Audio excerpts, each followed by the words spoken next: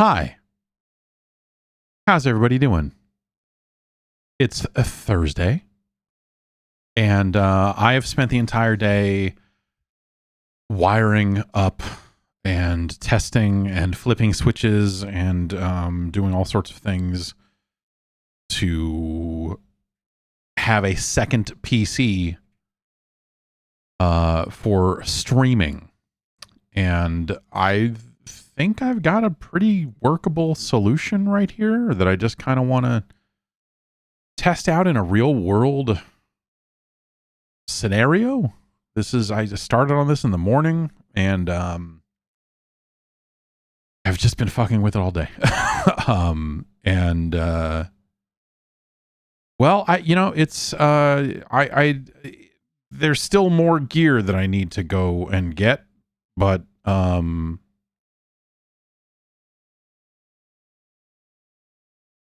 I do have a second PC set up for gaming, and it is wired up through the same capture gear that all the consoles are. I figured out, I spent enough time fucking with EDID settings to find an EDID setting that seems to work and let everything pass through.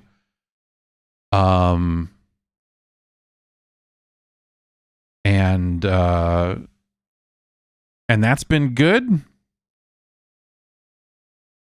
So yeah, I don't know. It's it's real. It's been real. It's been a lot of moving pieces, I guess I would say. And so after getting the EDID stuff sorted, now I can do variable refresh rate through the capture card, out the other end of the capture card. I can do HDR, and I can do 4K 120. And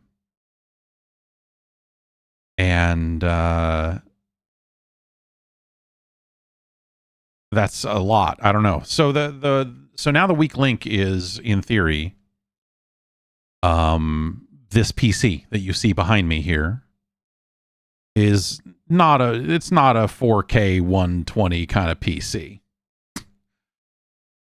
This is a PC from early 2020. When the company I worked for said, we might be working from home for a while, so they're letting everybody get some gear. I was like, well, fuck it, give me a computer. I don't know.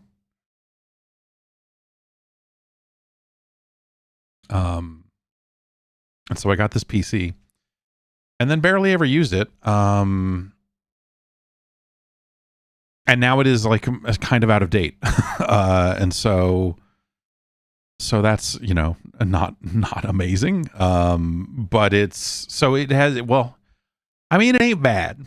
Look, it has a 2080 Super in it. It's got 32 gigs of RAM. It's got what is it? A i7-10 something. I forget the exact CPU. But it is some generations behind, as a PC that was built in early 2020. And so I want to have a more powerful PC. I want to be able to, I want to be able to show games with all the stuff turned on, I guess. Like, that's ultimately, that's kind of the thing. And so it comes down to like, well, I can either upgrade or build, get a new PC or whatever. This PC is an Alienware. It is in an extremely tiny case. I have a 3090. I have a 3090 just sitting on a shelf where it's been for, since I got my 4090, I guess. And it will not fit in this pinner ass Alienware case. Extremely frustrating.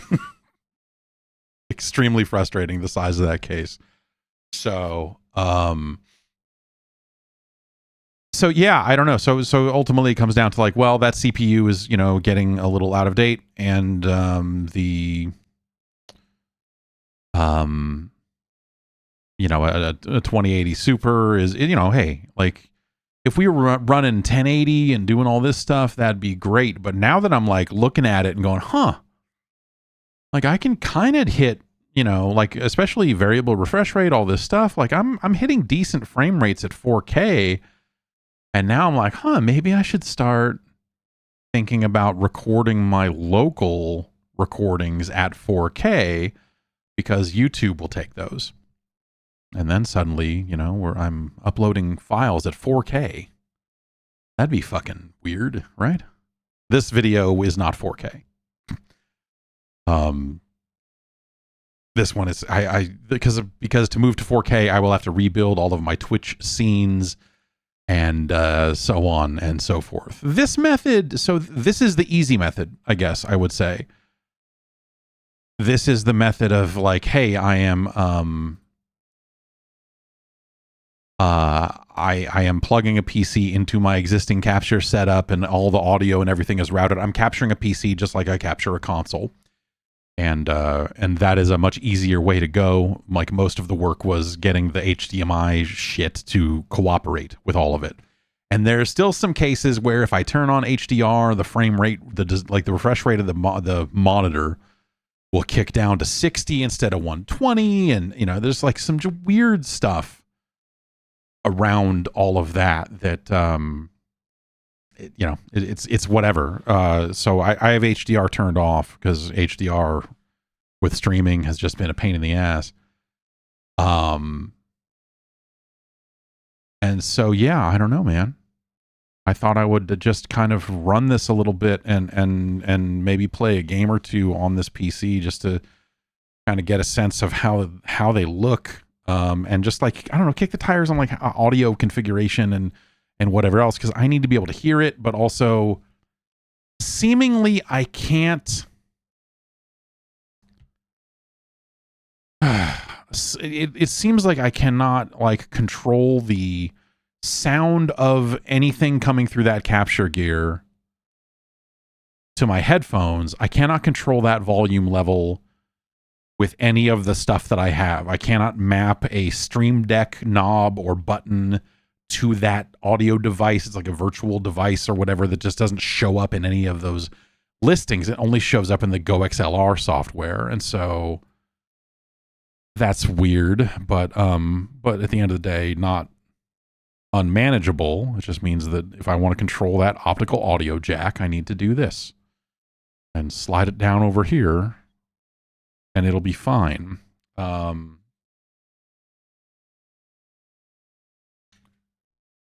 So, yeah. I don't know, man.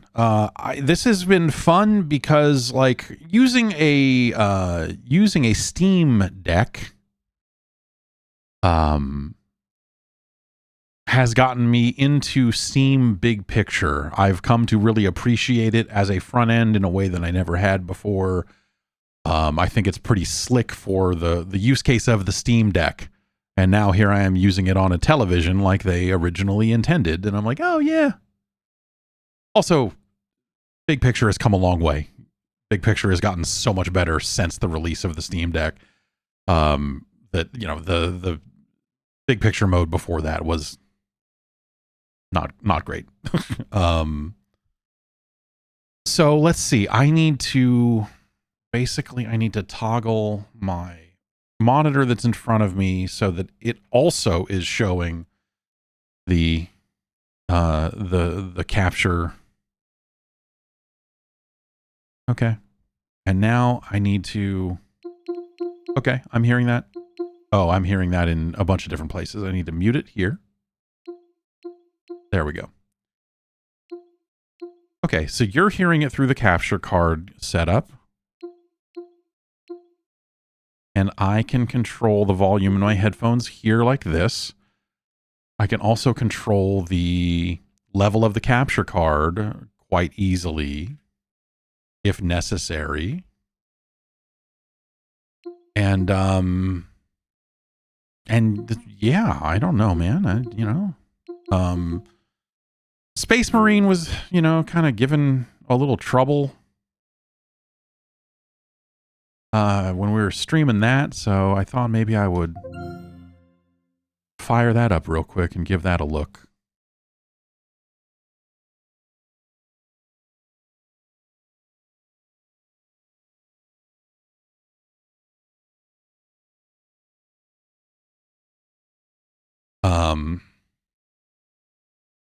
Yeah, so I don't know. This has been about 10 hours of me messing with it while also changing diapers and feeding babies and then opening the case on that PC only to remember, like, oh right, this 3090 doesn't fit in here. Otherwise, I would have put it in here a long time ago. Yeah, the computer needed a diaper change for sure. Something that's, this will be good for. I don't think I'm going to play everything on this. When especially like with this being just a 2080 or whatever, like if it's a situation where I know it's going to run better here than there, then I'll do it. But, going to kind of feel it out. What is this doing? I have a keyboard and mouse hooked up to this thing because you can't just not.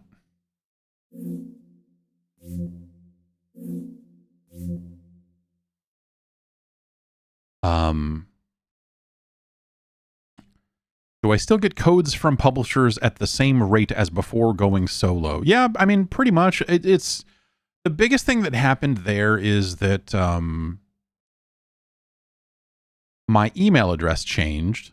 And also, I lost access to my contact list of people to email about getting games. And so there was a bit of a process there at the beginning of just like doing that outreach all over again and being like, here's what I'm doing now.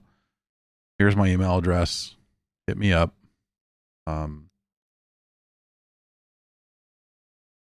I don't know. This seems like it is not launching a video game, if you ask me.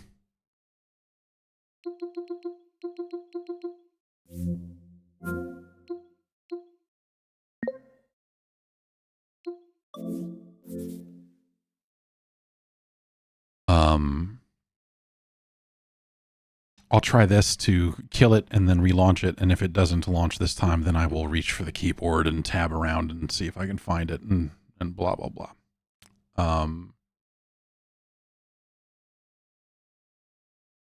So yeah, so like I asked for a copy of Space Marine and they sent me one a day later.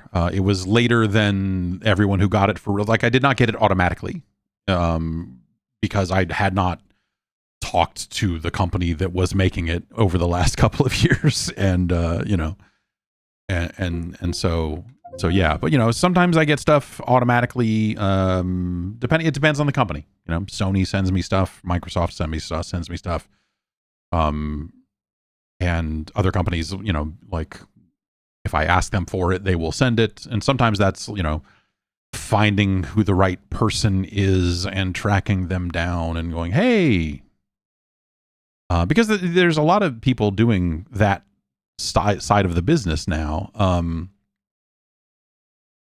that I don't know, like it's, I've been doing this a long time and people move on and new people take the jobs and all this other stuff. So it's, there's always new people to meet in this line of work. And kind of on both sides. Less so on this side of things, just because there are so many fewer positions for editors and editorial people. This game also takes fucking forever to launch. So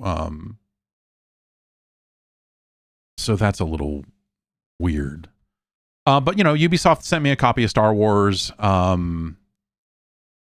after I had to figure out who the right person was to contact, and someone helped me out with that contact information, and so I hit that person up, and as soon as I did, they were like, yeah, sure. I'm like, okay, cool. Well, yeah, people have, it has not been an issue, I guess I would say.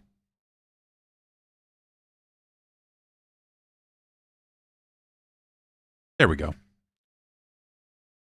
It just takes forever. Yeah, this game super takes forever to launch and load and everything.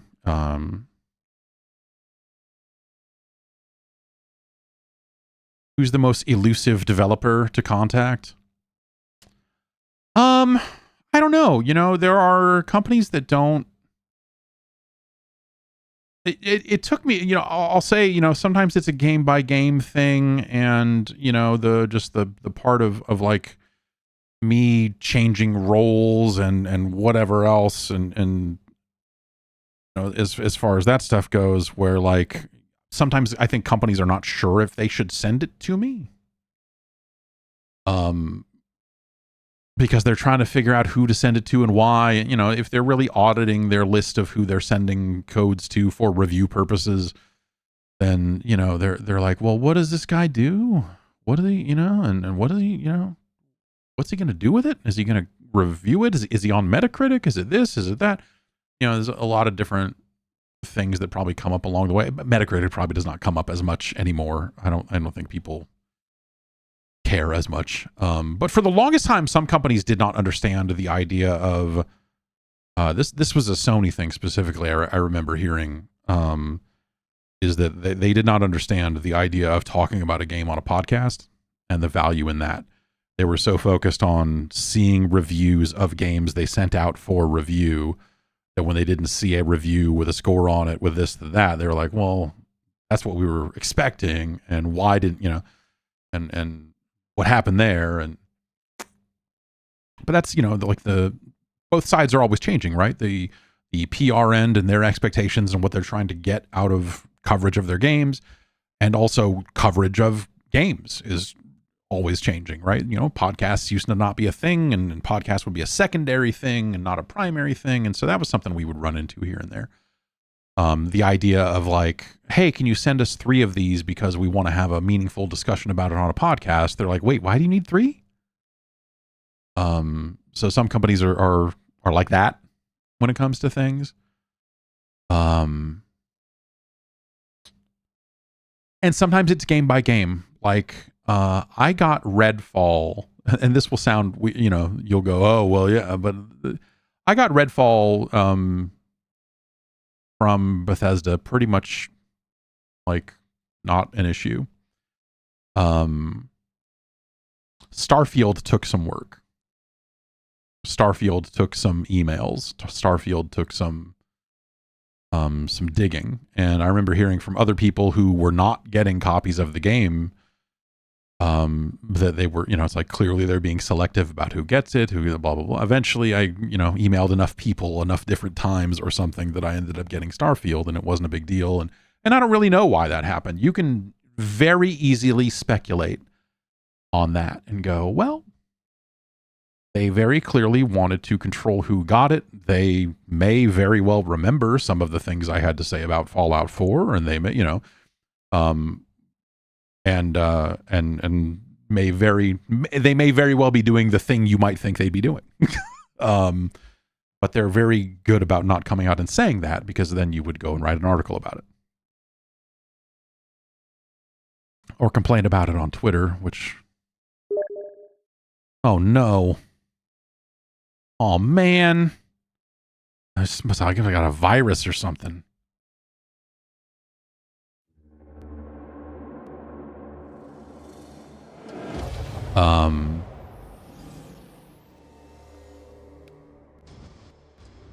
You know, like Call of Duty is one that's sometimes weird. And that's something that I don't go hard on it. I have not, for the last handful of years, I have not bugged them a ton about Call of Duty, because when they would send it out on launch day, and they would send it out basically like if it was coming out Friday morning, they would, or if it was coming out Thursday night, they would send a code Friday morning, which is already too late. And so with that in mind, I would just get it, because whatever. And it's another situation where you're like, well, you know, there was a time when they were doing review events, and then they very specifically stopped inviting me to those review events. And I remember hearing a bunch of behind the scenes stuff at the time about why that was, but that was years ago now. And I know some of the same people are still in those positions, but also they don't do Call of Duty reviews the same way they used to. And now Microsoft may be involved in some way, so who knows if it's different. But yeah, so I don't know. Like there's always that's kind of a weird one of like, you know, for the longest time we would get some kind of early access to it, and then that all stopped.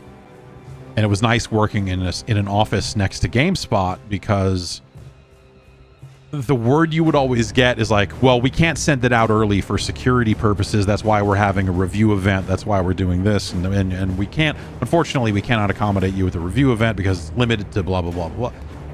And then, like, you know, as they're telling you this for the 9th year in a row, you're looking at like 7 copies of it stacked up on someone's desk at GameSpot, and you're just like, this is the dumbest. Like I'm like listening, like I'm, you know, listening to these weird lies, and then I'm just gonna borrow one of GameSpot's copies and play through the campaign early anyway. So what are we doing? That's not an option for me anymore. But that's fine. But I don't know. You know,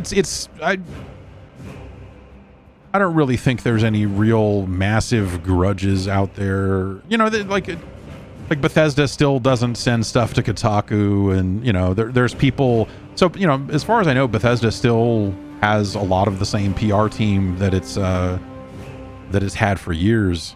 You know, Pete Hines left, and he was, you know, part of that process. But there are people that have been there for quite a long time, and so to them, it might even just be funny at this point that they're just like still not sending anything to Kotaku. Like after all these years, they're just like, well, we got used to it, so whatever. This game is crazy. I have loaded this game on this PC before. And so if it had to compile shaders or something, it did it already.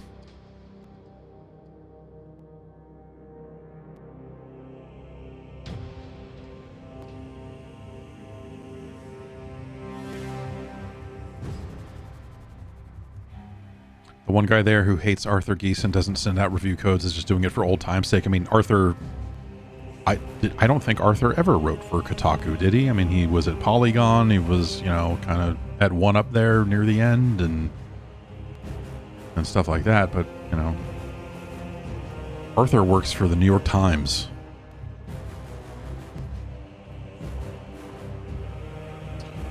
Oh, it was a Polygon thing? All right, well, I don't know.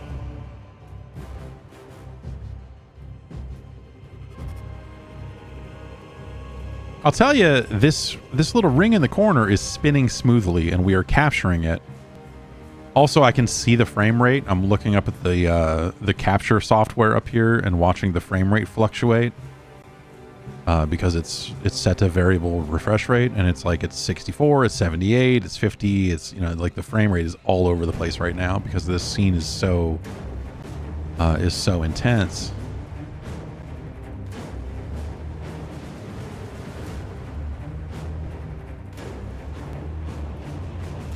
But yeah, it did this earlier today as well. It's really crazy.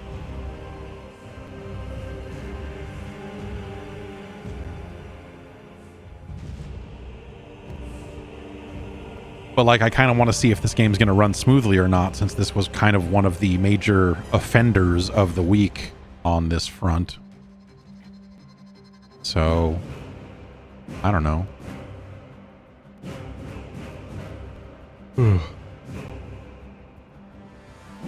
Like, is it trying to hit a server that is struggling? Because it did say joining server earlier. There we go. This is just to simulate the 100 years of serving on the Death Watch.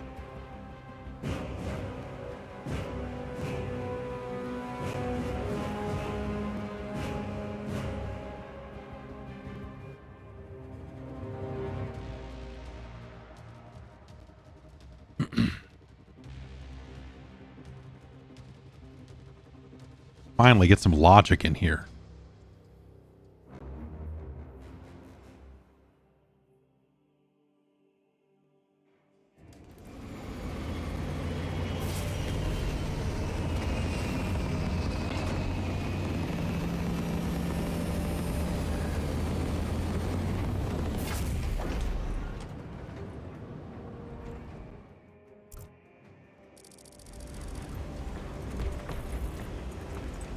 It's weird. Captain Akaran has new orders for you.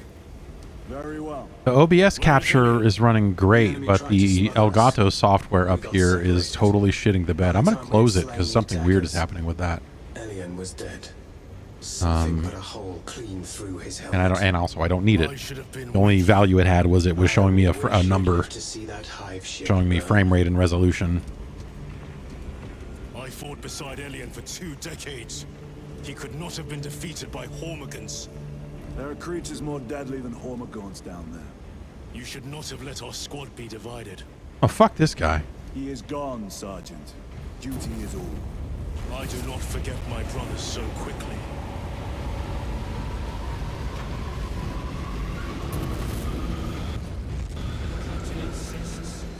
Gaius and I must provide escort to the Mechanicus priests. Then we must make do with the remaining 3 Thunderhawks. This seems pretty smooth. I don't know, like we're indoors, so. But why all this obscurity? These orders reached out from the driver. Lieutenant, I was informed you arrived with Lord Kalga. Did you fight with him on Vigilus? I've read through those battle reports more than 100 times. A masterful defense. My duty kept me busy elsewhere. You have an unusual service record. That is my good fortune. Stop talking. I want a scout recon of that position. Captain, Get over here. Captain, I have the Mechanicus on Vox. They can wait. This is Nozick Beta 12, a Mechanicus Archimagos. He should have been aboard this ship an hour ago, but he refuses to leave Kadaku without some data from his lab. Is this hitching or is that? Yeah, okay. His facility is here. The enemy is closing in. That base will be overrun imminently. Interesting. Nozick is a high-value asset. Get that data and get him out. So I'm kind of chalking this up to Mining facility. the PC. If we rupture the staging tanks, You know, keep in mind, like this is coming in at 4K. ignite the fields around the base. This is coming in at 4K, and the refresh rate is set to 120. Its VRR is turned on, so it'll kind of be all over the place. But 3 men. That's all I can spare. Brief them immediately. Yes, Captain. but that's gonna push this 2080 super pretty hard. Retrieve Mechanicus data. You know. We are a start. I mean, 4090s are not really running things turned all the way up at 4K these days, from the sounds of things. So this 2080 Super and this, this CPU that is starting to age is Well. not going to be awesome. Titus, We are told you have need of us, brother. My squad must recover data from a Mechanicus research facility in Sector 41A. You assume the stream? No, the stream should be fine. You should be seeing exactly what I'm seeing now with the way that this is all configured. Refinery to delay their advance. We will not fail you, Lieutenant. let us burn the Xenos filth. Time is short. I will brief you on descent. Brother, Magos Gallio wishes to see you in the armory. Noted. If you have not been issued a Pyre Blaster for this task, then get one from the armory immediately. We must burn any biohazards clinging to those This is a face I have not known in quite some time, Titus. You requested my presence. How are you acclimating to your new status? I have no complaints. Intriguing. Predictions would determine a 0.9 probability that you would. I have pressing duties, Magos. Very well. Engage the armory terminal. I will see that you are suitably equipped for your mission. Customize your war gear. Gears of war gear. and the armoring station will handle the outfitting procedure. Though much has changed since we last met, all this will remain familiar to you. The Omnisire blessed us with clear-sightedness from the beginning. We offer blessings to this machine, that it may serve you just as it serves him.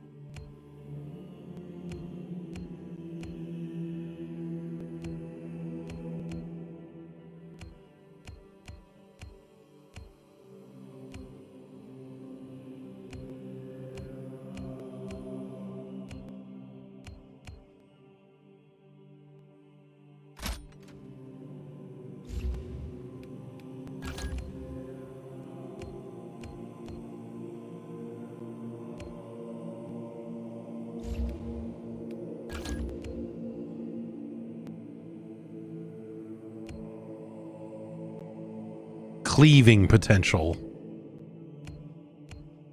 I figured there had to be a hammer in here. Power sword.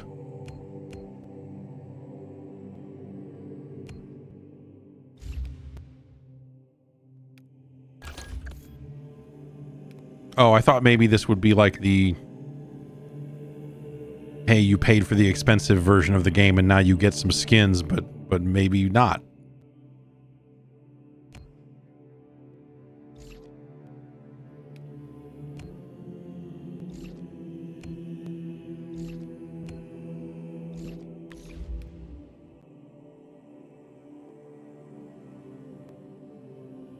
Okay, I thought I could change this, but I guess not. The war gear selection seems incomplete. This armory is comprehensive, but available options are those recommended for the current mission. Very well. My thanks, Magos. Galio will suffice. We know each other well enough for that.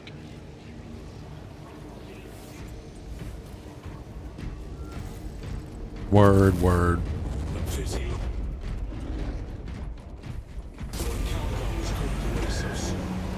Brother Titus, you leave on a mission of vital importance. The battlefield below leaves no room for the slightest error of judgment.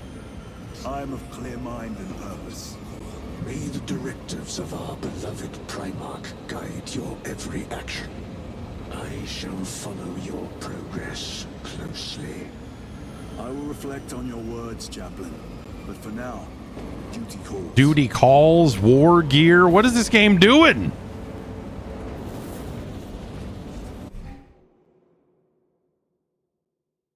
A separate combat squad of Space Marines will provide Titus with a diversion. Find out how their story unfolds by playing the Inferno mission in the Operations game mode.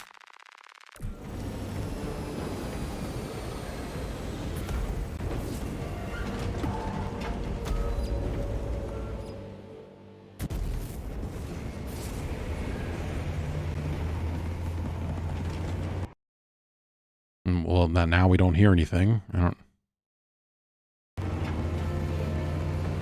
I'm starting to think that this game is just also maybe has some issues at launch here. Because the game, well, I guess the game's out tomorrow for everybody, right?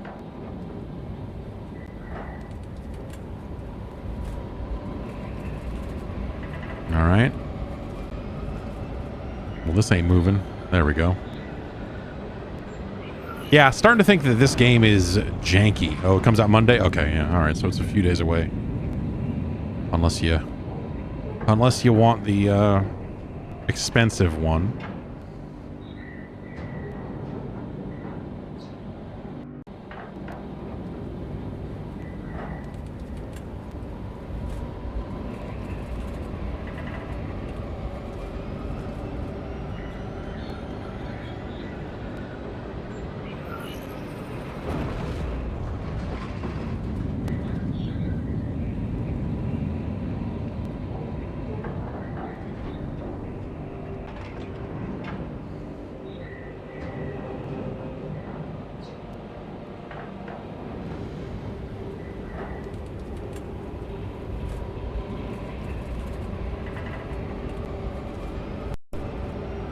These load times are really something special. That's something that happened on both machines. So, like when we were playing on this one.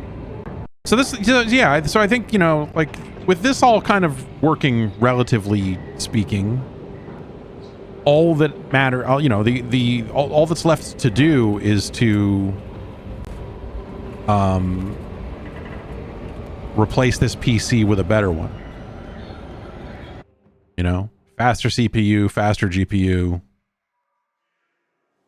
and move on, right? Archmagos, for the last time, we must get you off-world. Yeah, this is there's AV sync issues here and these cutscenes. Major. Akran finally sends me what I asked for. Archmagos, it is imperative you evacuate immediately. Detroit will not leave without the data. Relocate to my facility. I will instruct Servervox. Make ready to leave. This will not take long. Major, I have a second unit working on a theoretical that should buy you some So the time. question becomes then, you know, I've lost 3 squads trying to reach that lab. We think something's out there. do you think that the 50 series cards will actually come out this year? And if so, will they be so limited that it would be stupid to wait for them? I don't think they will either, you know, because they had announced like, oh, we might be delayed on the, you know, because they're shipping them for AI and all this other stuff too. We will Vox when we have an update. And so I know that the last batch of rumors were like, actually, a bunch of these cards are probably not going to make this year, but We will never get this planet the high-end consumer card might still make it out the door. Meaning like no 5070, deeply amusing. but that they may get a 5090 out this year. Do I think I'll pick up a 5090? I don't know. Like what's it gonna do? So this immediately looks and runs better. You know, even on this lesser PC, this is running much more smoothly than we were getting on when we were streaming and playing on the same machine.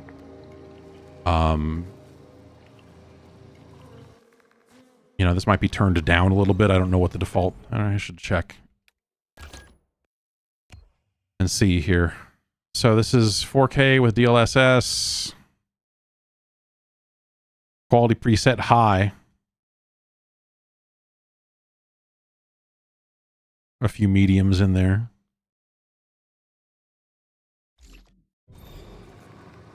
So yeah, ultimately it depends on, you know, what the deal with the 5090 is and what it can do and everything with that. But you know, what I would likely do with this scenario here of like, now that I've gotten hooked up and it seems like it's working, and it's just a matter of like, this machine needs to have more horsepower.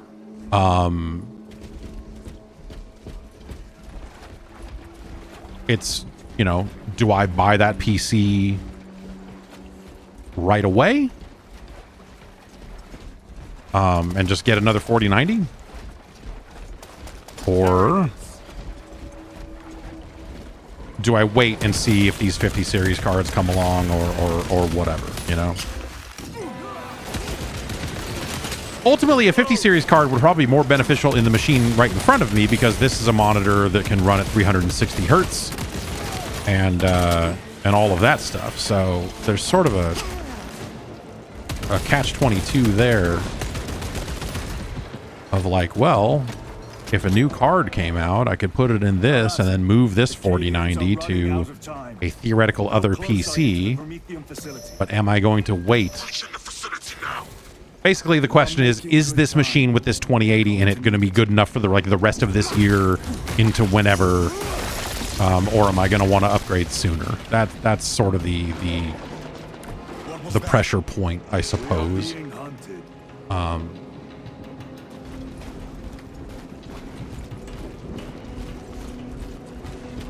Who knows? Maybe I'll figure out who works at NVIDIA these days and see if they'll send me a graphics card when they got them. Probably not. I don't know that I've ever. I don't think I have ever gotten a graphics card directly from a. It's a little hitchy here and there. From a company. We were talking about that earlier.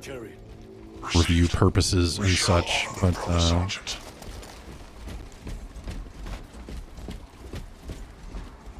If you're joining late, I'm not going to explain it all again. I'm not going to explain why this is a 2080 Super.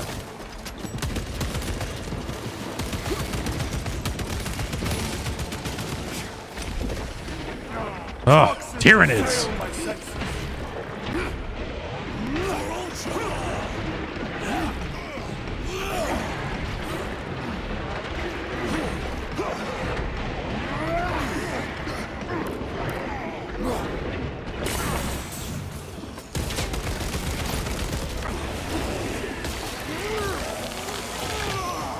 They never learn.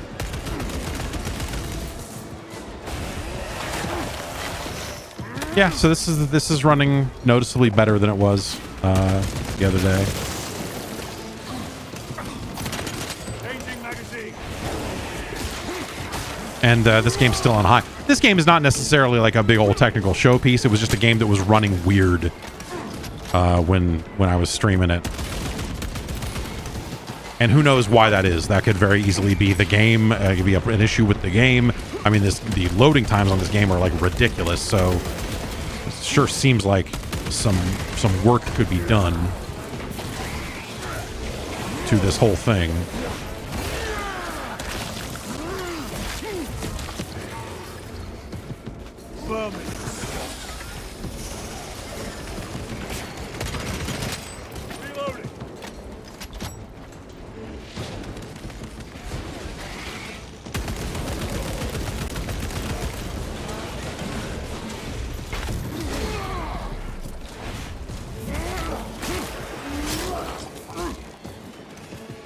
That opening offers a shortcut. Nice music cut there. Seems like a game with, you know, some production. Like it is. The thing I was saying A boon that thrums with promise. The other day is that this game has some real fucking B game vibes to it for sure.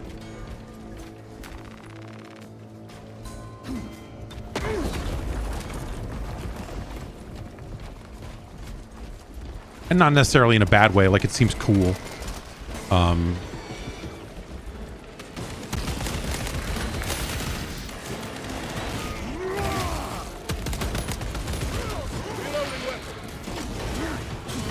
Like the melee stuff has like just enough depth to it to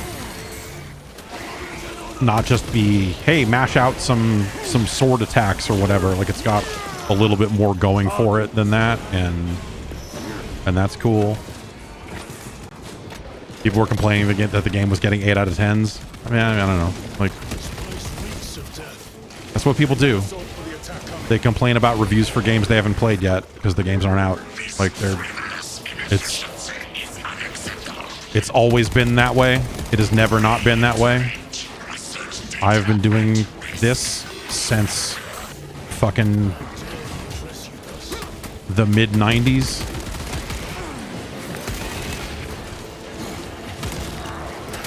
It has always been that way.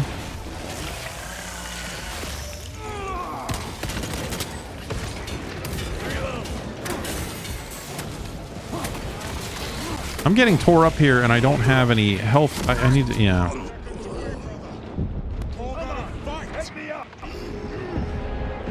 There is more fighting you. I know it.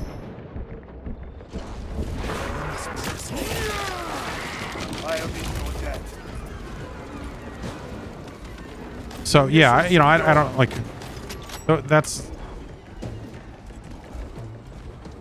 as people like to say today about fucking idiots online. They are deeply unserious people. I guess. I don't know. That.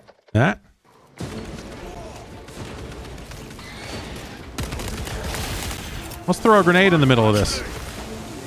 Let's throw another one.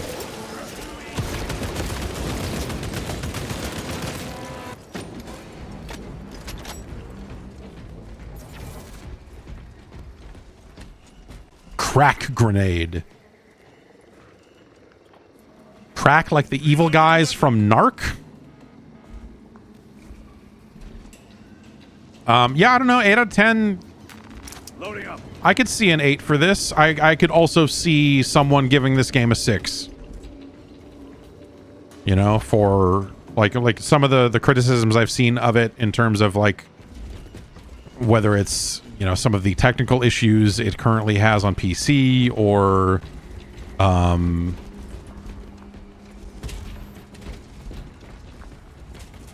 just kind of a, you know, whether it's a, I guess like maybe a lack of variety. I've seen that as well. I think that that's absolutely sensible. I think I could see any score in that range.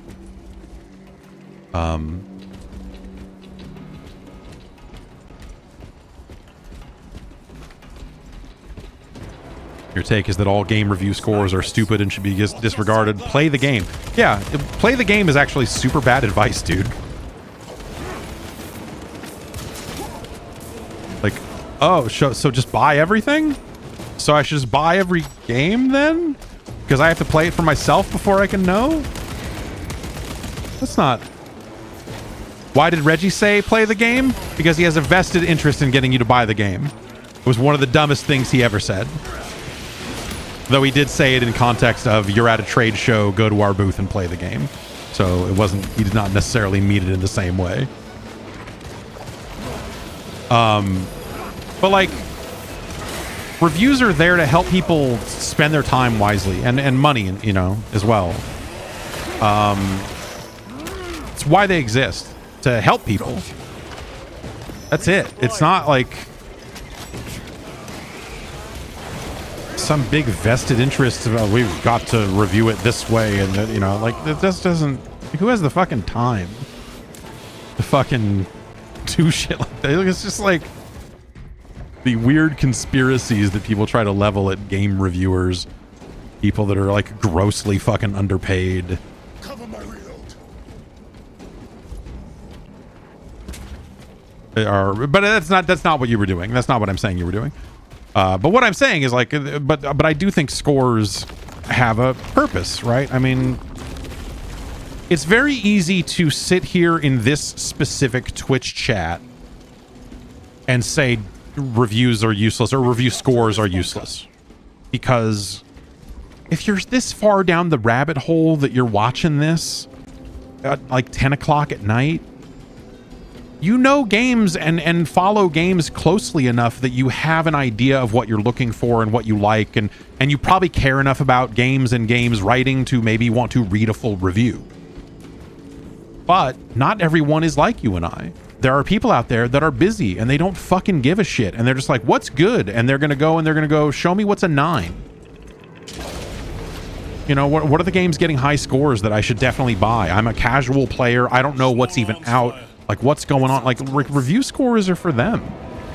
That's why review scores should be at the top of a page. If you're going to have review scores, surface them. Don't put them at the bottom and go, you got to read the whole review before you get to see the number. Like, no, who cares? Don't be so pompous and full of yourself as a reviewer to make that horrible mistake in your page design.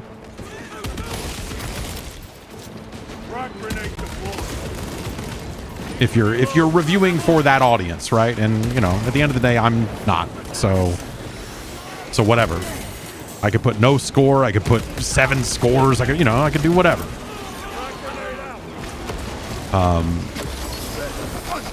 Oh geez.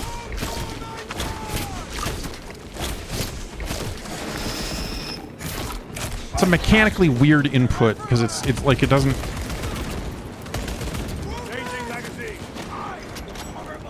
I'm getting ripped up, man. This game definitely wants you to fucking know how to play it. I'll say that about it. Like, you kind of can't, like, you know, I'm just here talking.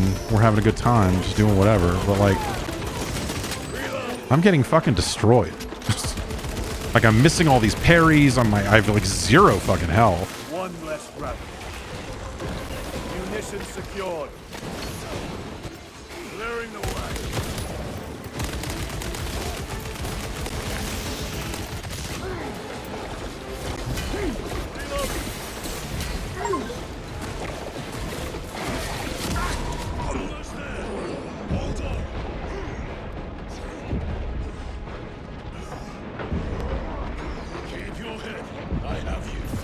But, you know, like, that was always the thing with a site like GameSpot back when it was a big mainstream website.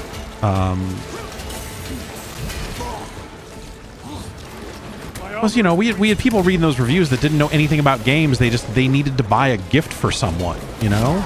They don't know what the fuck they're looking at. They're just like, I don't know, he's got a PlayStation? What's good for that? And so we built tools specifically to, like, hey, what are the highest rated PlayStation games right now, you know? Like, that's what that stuff is there to do.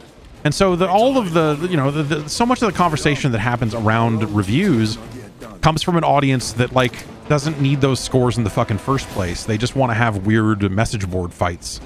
And so, fuck them. They don't matter. They never did. Like, it's a, you know, they can sit there and have all their dumb shit arguments and, you know, more power to them. But Jesus Christ, man, get a fucking life. Like, what a waste of fucking time.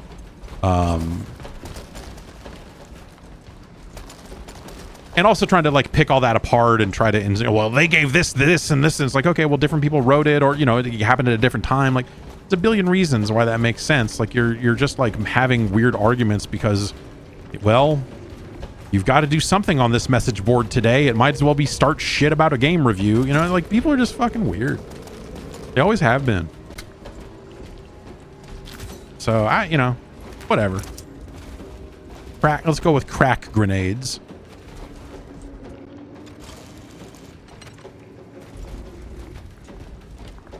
How did people react to reviews in the 90s? Was it completely different because of how the internet was, or did they send in letters? We did not get letters, but we had a message board very early on, and we had email, like, you know, like, right to the editors. Like, so we weren't necessarily getting personal email for a long time. It was like just a generic address.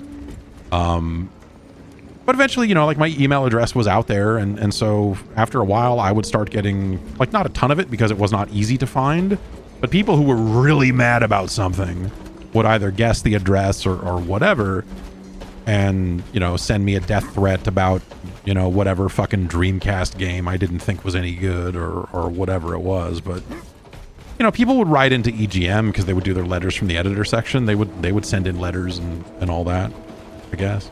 All right, I can hit a button here and it'll tell me where to go. I forgot.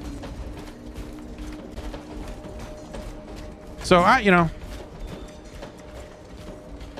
it's whatever.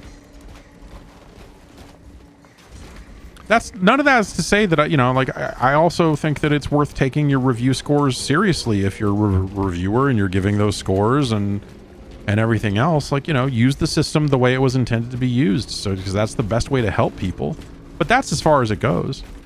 No one reviewing a game is sitting there going like, well, I gave it, you know, this is better than this, and, you know, like, that's never, especially any of these sites that have been around for 20 years, like, what are you gonna do? Every number has been given multiple times. No matter what you do, there's gonna be someone, are you telling me that this game is worse than Superman 64, a game that got it, you know, or whatever? And you're just like, blow me. I don't know. Like, what the fuck do you, like, Jesus Christ, man. What are you saying? Get a grip.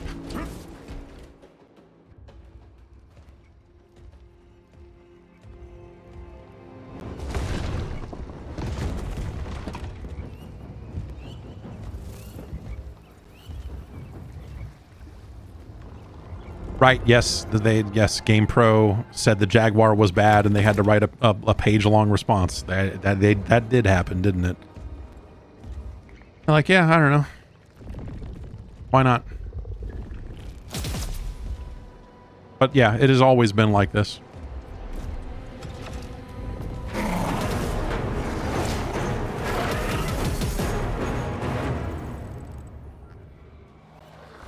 Oh, look at that. A boss with an actual life bar now.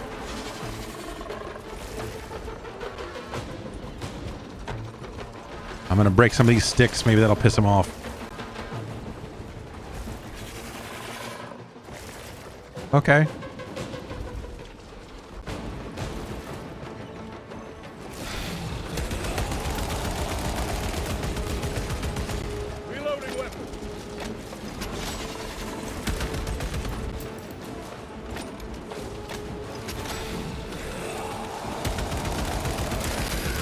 Oh, Had to hit the dodge button there.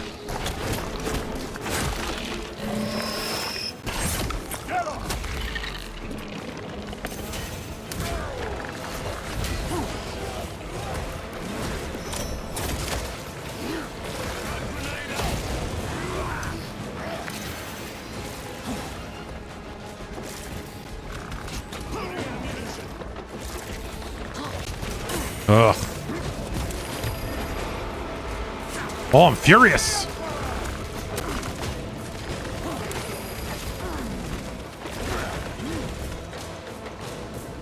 Not so useful, I guess. Changing magazine.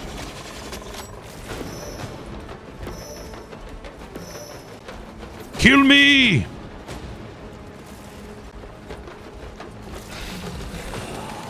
Come on! Watch your flanks.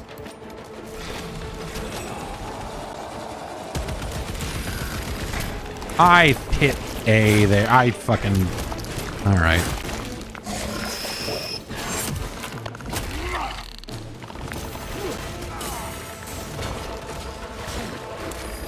Oh, can't parry those. Yeah, I'm just getting ripped at me here, man. But this runs well. This is running good. And capturing well, which is, you know, more important than how well it runs on this kind of temporary PC here.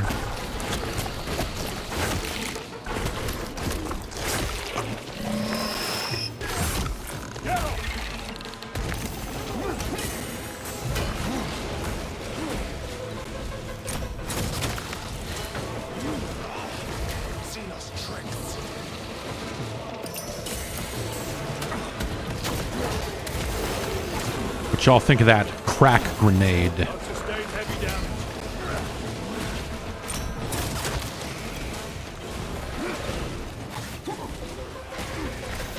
This must be one of those lictors I've heard so much about. Man, I was healing. Give me strength. Get back in the fight.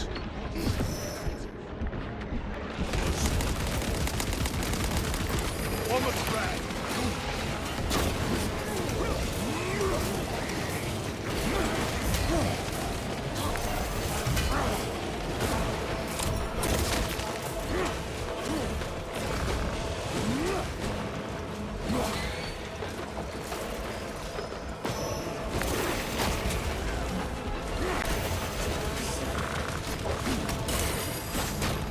Damn it.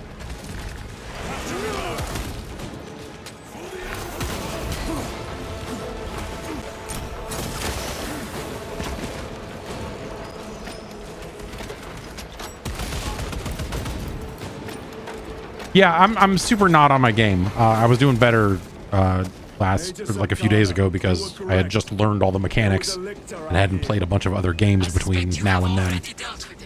You know, because it's got its parry, and your perfect parries will lead to these situations where you can do those kind of up-close pistol shots. It's one button melee, but if you hold it, you'll get a heavy. So it's kind of like a light, heavy.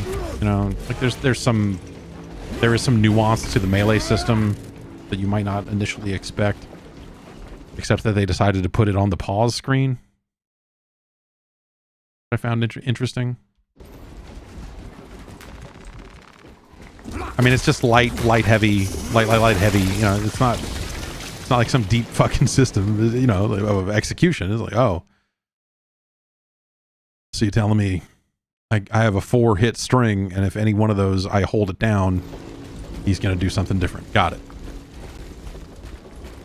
You know, video games. Resupplying. The Lictor is a capable foe. A welcome challenge. Were the Lieutenant not with us, I fear we would have joined Cordanus and Septimus. Perhaps they faced more than one. No. Lictors hunt alone. I wish I hunted alone. You weird dickheads.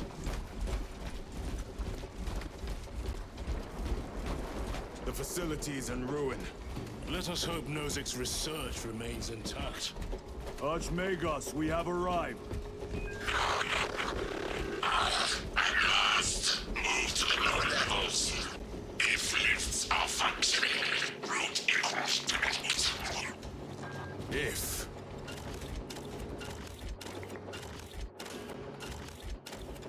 I think this scope zoom in looks super bad. So much just looks like drawing some shit on screen, and like the way it pops in front of you. Just don't think it looks very good. This will serve me well.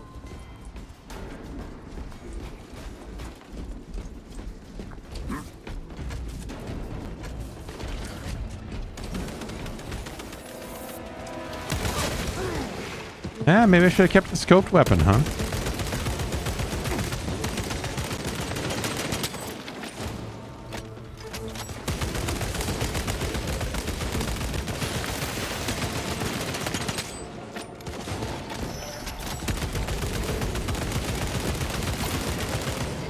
I think maybe they go a little too hard on making these guys take too many bullets to kill.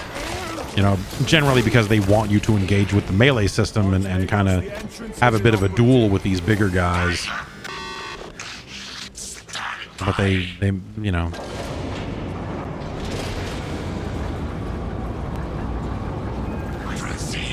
Creepy, crawly things.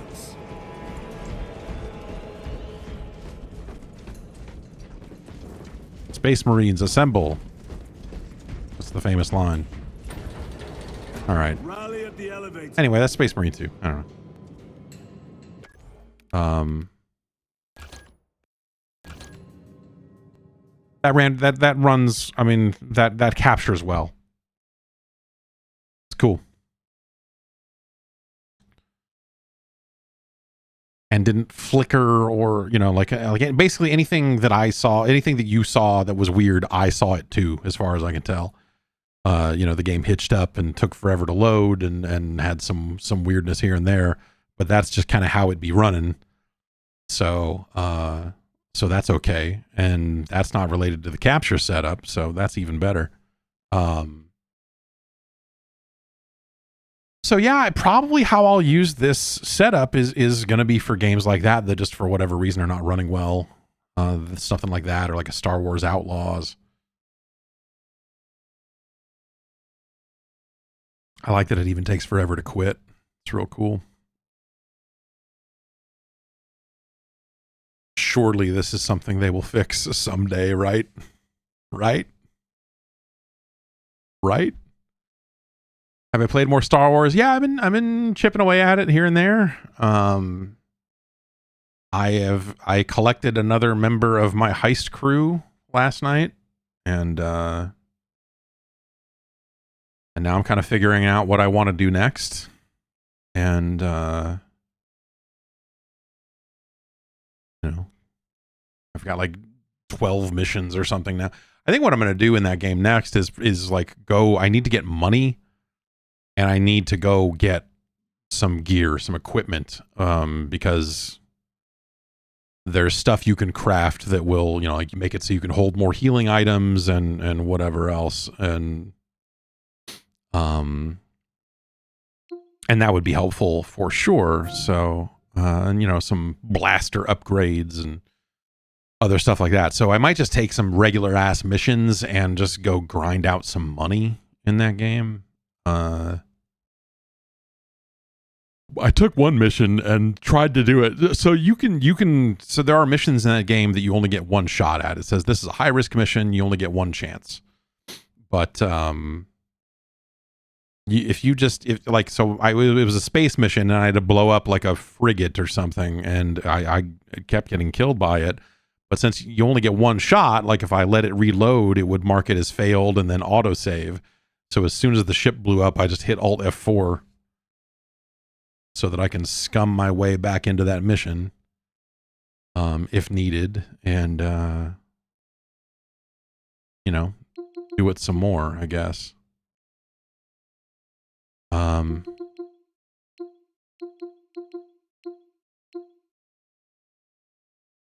know what? If you just see how the important video games run, really.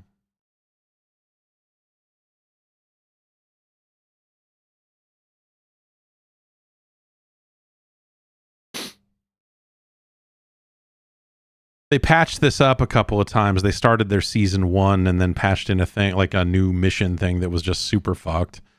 and then issued a bunch of patch notes that were apologies and just going like, all right, we're taking all the stuff that made this hard, we're gonna take it all out. Sorry. And like I'm still following this game a little bit because it is, their patch notes and the community are so fucking fascinating. Because this game is all about you grinding for potentially hundreds of hours to get the items you need to craft a character instead of buying it. It is all about like, oh, you need to grind these weapons and you need to get these drops, and these drops are on like a 6%, you know, on the RNG, and so it's a really fucked thing where you're going to do this thing over and over again and hope that you get the thing you're looking for. That's this game. And sometimes like people complain about, or they have ways where they are farming materials as fast as possible, and they have you know, like ways where, you know, areas where they've complained that the drop rates are too fucked. And all of the patch notes for this game come across as incredibly desperate,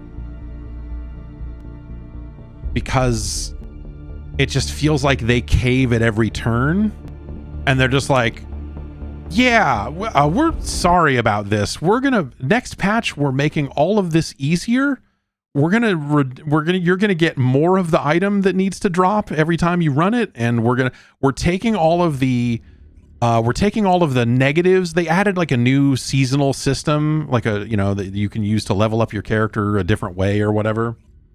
And it had these things that were like ups and downs, that were like, here's like, you'll get a 6% buff to this, but you'll lose 3% of your damage output or whatever the hell.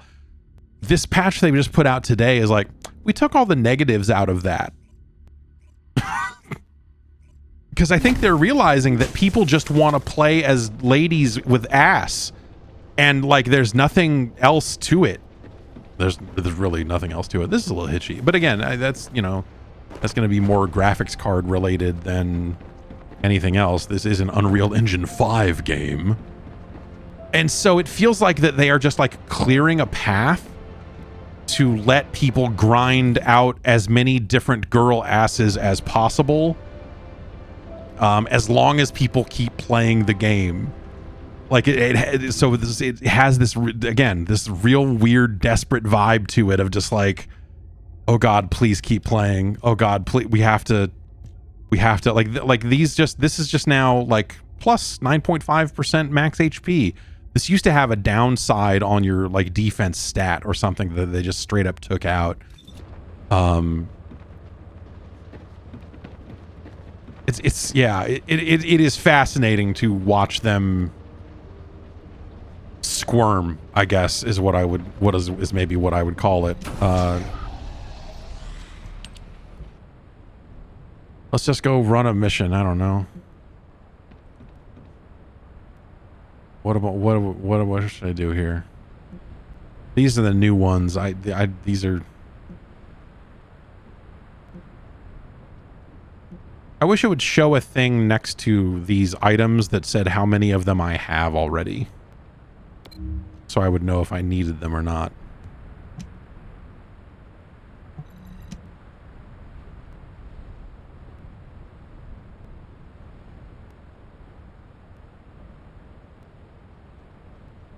And so it's like I said, that is my fascination with it now, is like the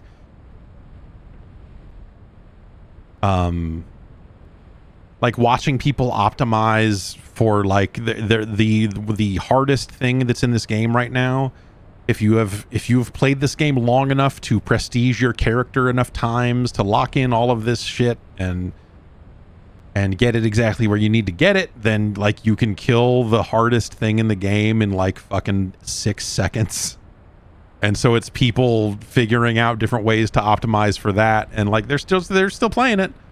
And you know, there's more fashion in the game now, so you know it is gonna end up becoming a Phantasy Star Online, a fashion Star Online 2 sort of situation. Except that you don't have as much ability to customize the characters. Like you can change the paint on the skins, I guess.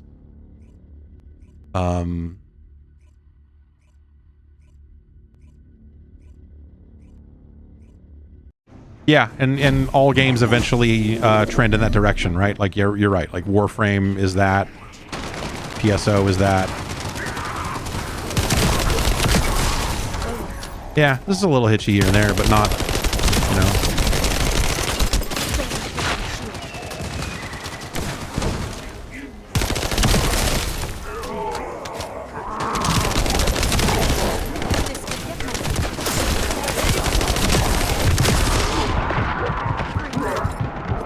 I haven't played this game in a while. I'm a little rusty. Also, I prestige recently, so I'm only level 5. That's a little deceptive because you can still wear all your high-level gear, and so you still are way more powerful than you were when you were actually level 5. But some of your, you know, the hit points situation is definitely different.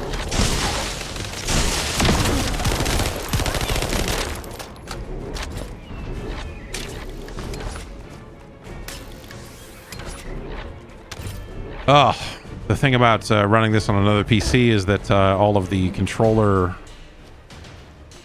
stuff is not... I need to turn my sensitivity up a little bit. Yeah, there's no brand new gate in this game at all. You're right. It's a shame, you know? I don't know. It's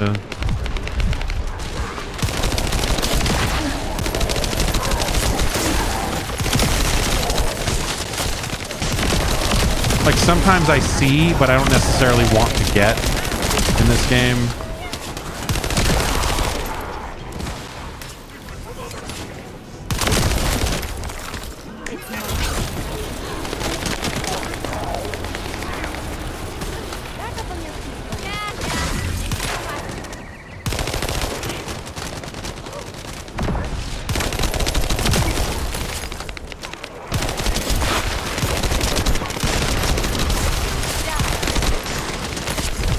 Oops.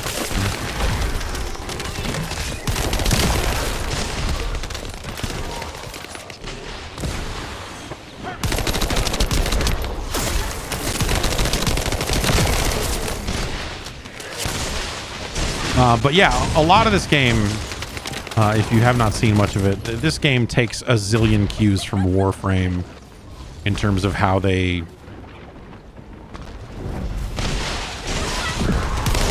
The way you level up a character, the way you reset a character, the way you mod and like spec a character, like it's very much...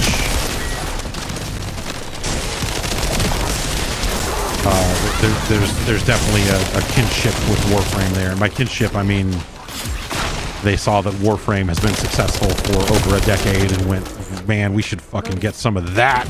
But what if we did it with ass?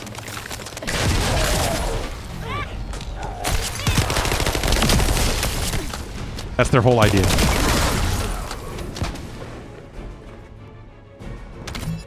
And if you go to the subreddit for this game, people are eating it up. It's just pictures of characters all day long. They're like, I painted her bikini white and now she looks like this anime character I like.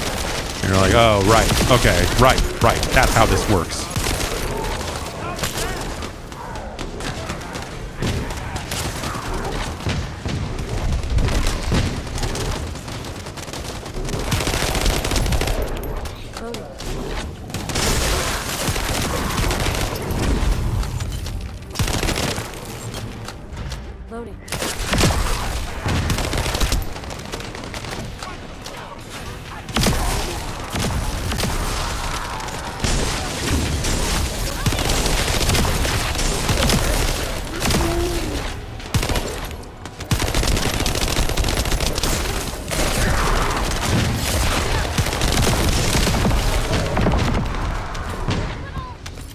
But you plow through, like, the level cap is level 40, and,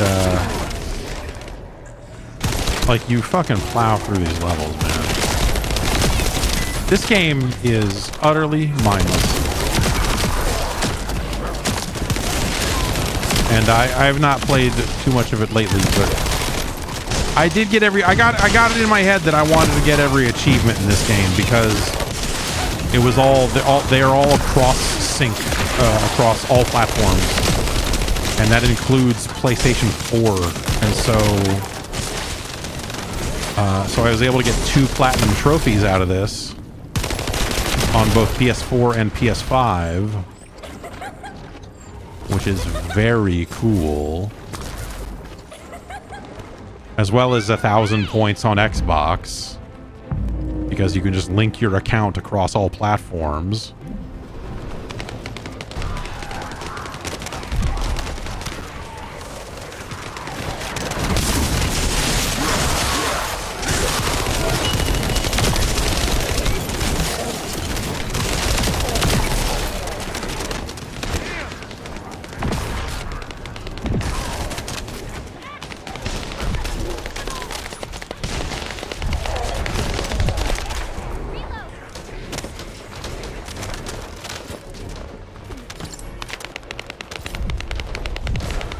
Oh, now we're up here. Okay.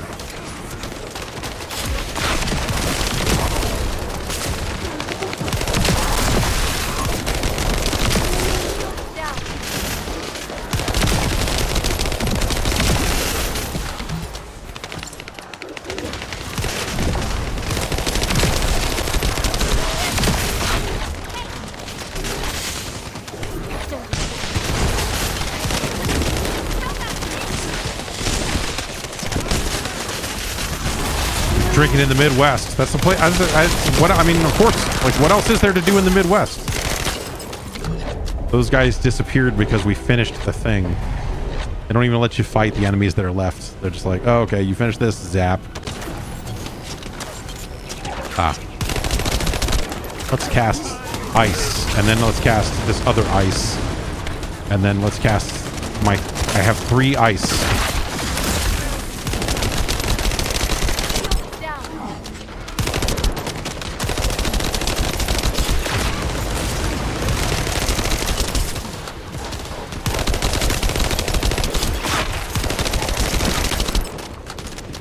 Let's try this gun for a while.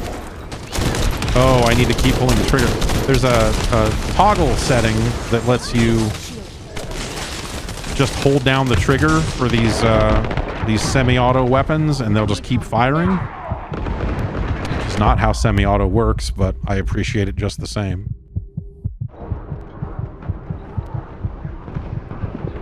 Hi. Where are you? No? Okay. Yeah. Oh. Shit. This might go bad.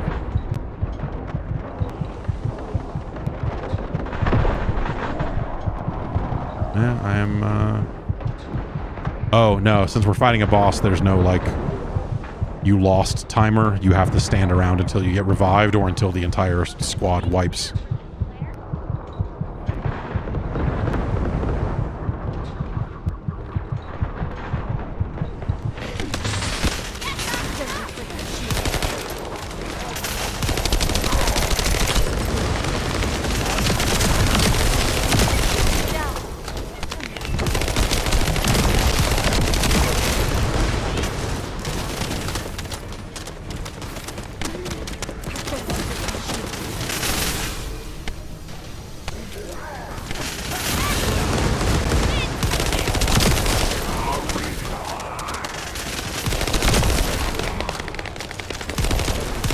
Fuck, man. Kill this guy. There.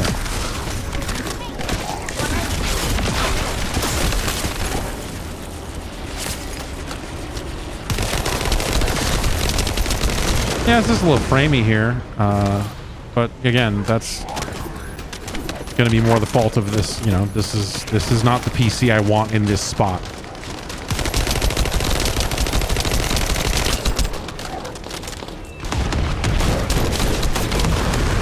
Oh. Let's try this rocket launcher. Ah!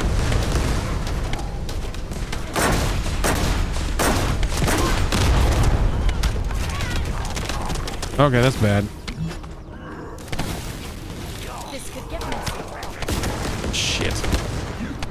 Alright, if I die, we wipe, so I gotta not die.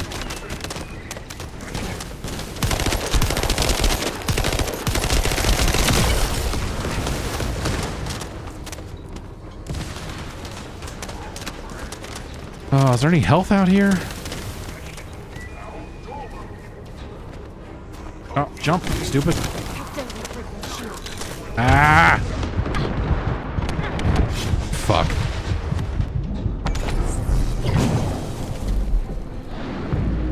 Your turn off of this game was the Destiny Patrols vibe you got from various reviews. This looks fun. So, like, there are like 10 missions like this in the game, but the vast majority of the game is you out in a more open zone, effectively doing Destiny Patrols. Like, it's... And then once you, like, kind of beat the story, that's it. Like, it unlocks a hard mode that just lets you do whatever you want, but you don't play through the story again on hard mode per se. It just... You just do the missions again with slightly different drop tables. And, it's not good. Like, it's not a good game in that sense. Because a lot of those drop tables are really fucked. And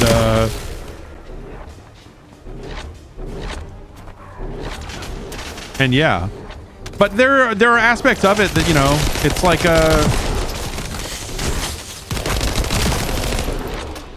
like a faster Outriders in some ways.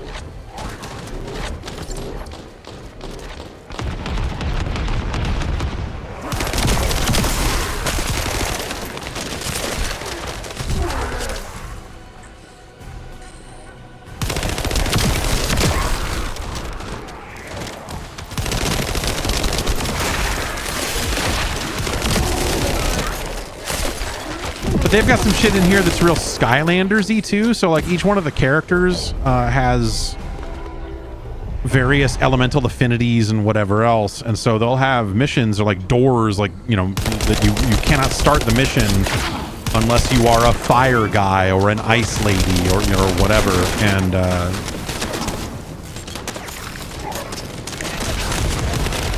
yeah, I don't know. It's Warframe, but like it is a more evil Warframe, I think, like monetization wise and structurally it is a more insidious take on the Warframe monetization.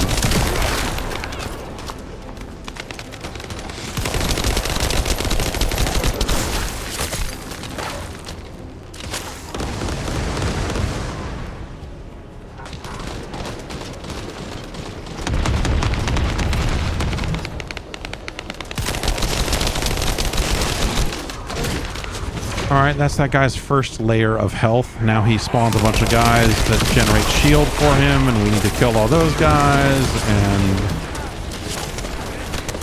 and then we get to shoot at him again, and then he'll do this again, and then he'll be dead.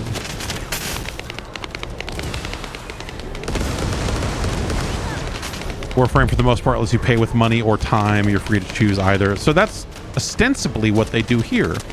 It's just that the time ends up being like, hey, one of the items you need to craft this character is a 6% drop from a boss fight, and it decrypts from an item, and that item has a 20% drop rate from a different mission. And so you need to go farm that 20% drop rate mission until you get a bunch of that item, and then go do that boss fight over and over and over again until it drops. And if you don't get the item, if you run out of the 20% items before you get your 6% item, guess what? You get to go farm some more of those 20% items and bring them back. You get to go farm some more shiny rocks. And so there's a thing, you know, what happens with the way this game ends up playing out is that once you kind of hit the level cap and kind of figure out what you want to do, progress is what you make of it. You know, it's like, what are you trying to accomplish with your character? Are you trying to craft an item that lets you prestige? Because the item that lets you prestige, I think you can buy it for $10. There's also an item that lets you equip twice as many modules, which there's an equivalent, there's a very similar item to that in Warframe. And I believe that is $20 if you don't want to craft one. If you do want to craft one, then you know, you need quantities of 4 different items, one of which is a blueprint item that has like a 6% drop rate. You get some of them for finishing the campaign, but not enough if you really want to go all the way. And so it's Mission complete. Well done. so that is this game. You know? I just gained like 5 fucking levels. Jesus Christ.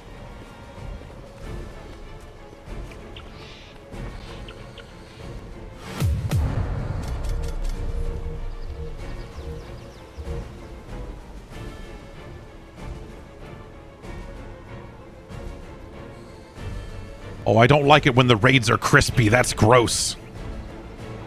It's like ASMR raid. It's like hot, crisp. Weird high-end noise. High-end mouth noise. Hi, everybody. This is video games. I don't know. We're going to move to Albion. You can't copyright Albion.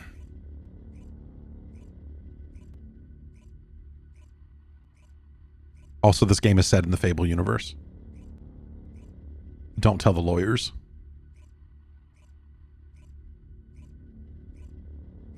So kind of, you know, there's this weird kind of dual aspect of this that once you finish the campaign and unlock hard mode and get to a point where you can kind of just do whatever. Basically, when you get to hard mode, the item drops all become level 100. And the level cap is level 40. But on hard mode, you basically just start getting level 100 gear. And there's no equip limit or anything like that. You just do your thing. And so you have to decide what you want to try to accomplish. So you equip these modules. This is going to be familiar if you played Warframe. You have all these slots. You put these cards in the slots. They give you different benefits that kind of form your overall build, right? Sort of like Warframe. You can polarize your slots. You can, that's not what they call it here. You can basically put one of these little icons into a slot. And then if you equip a card that has the same icon, then you equip it for half price. And also, when you use a, what do they call it?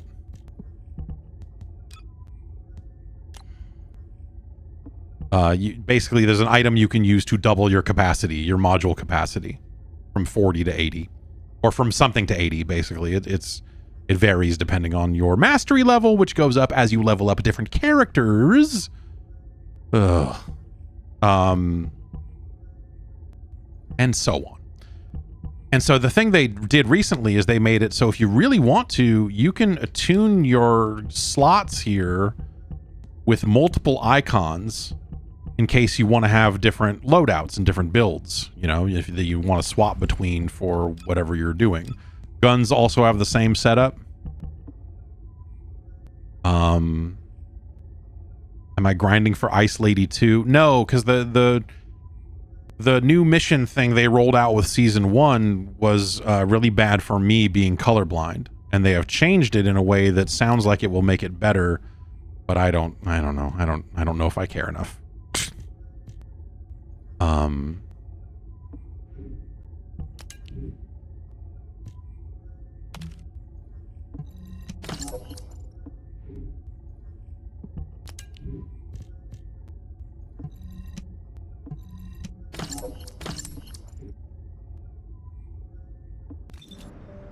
So it's yeah, but yes, if you have only seen Warframe and have not seen this, I think this is the screen where people go, you made you made a Warframe, huh? But the items I was talking about before, you get these fucking rocks, man. You get these fancy rocks. And so what is this rock? It has a 20% chance of getting you a crystallization catalyst blueprint, which is the item you would use to prestige, or rather it's the blueprint for the item you use to prestige. And when you prestige is when you can assign up a one of those icons to one of those card slots. Like that's what prestiging lets you do. That's a 20% item for a lot of these things, 15 for some. Here we go. Energy activator blueprint, 3%. The energy activator is the item you use to double your slot capacity. Your module capacity, so you can equip higher level modules. That's a 3% drop. Or you could just buy it for $20 and then use one on your gun, and then your second gun, and then your third gun, and then your character, and then what? I mean, you got all these other characters, right? I mean, you want them to be powerful, don't you? I mean, you want to level up your characters. Why would you not level up? Like, look at the, you know, why would you not want to level up? What about the water lady? Wanna feel a chill? You know, what about the water lady here? Well, wouldn't you want to have a high level, a water lady that can equip twice as many modules? I mean, if you want to play her right, you do, right? You want to, you know, what about the lady with the, you know, the glasses and the gun? And then she apparently does a thing where she can basically have infinite ammo, I guess. I don't know. To their credit, I will say that the characters play relatively differently insofar as I don't want to play as any of them other than the one that I have been playing. So I don't know.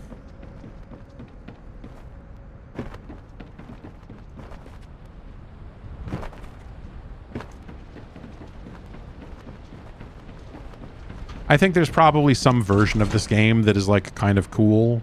But I think that they kind of munged it up.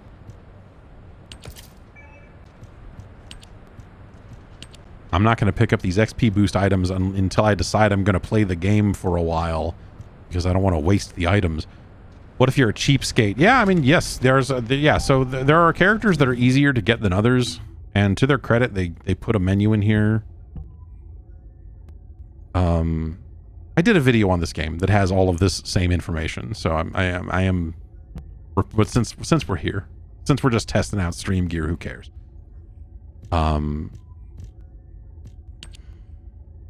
So this is what a lot of this stuff looks like, is these blueprints are the hard items to find.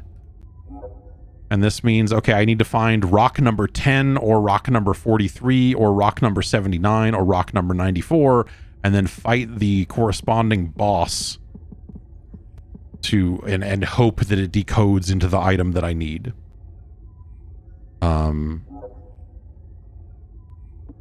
But then this one is not obtained through research. This one is only a drop. And so we have to do one of these things to get it to drop.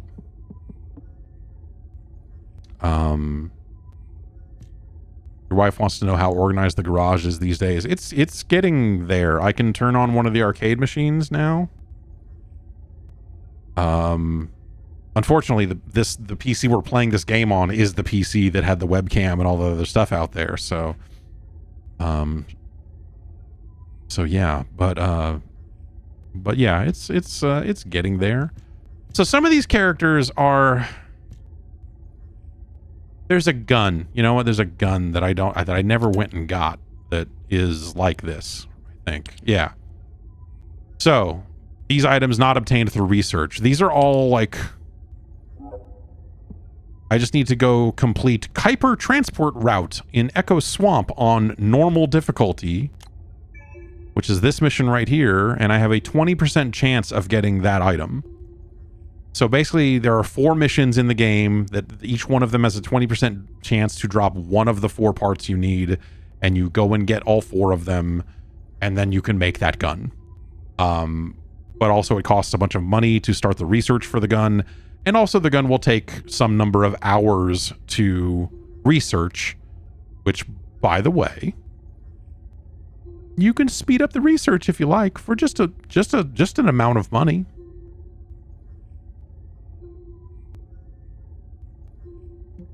Let's go do this mission once and see if we get the drop. And then I can turn this off. And then probably go to sleep. Because it is past my bedtime.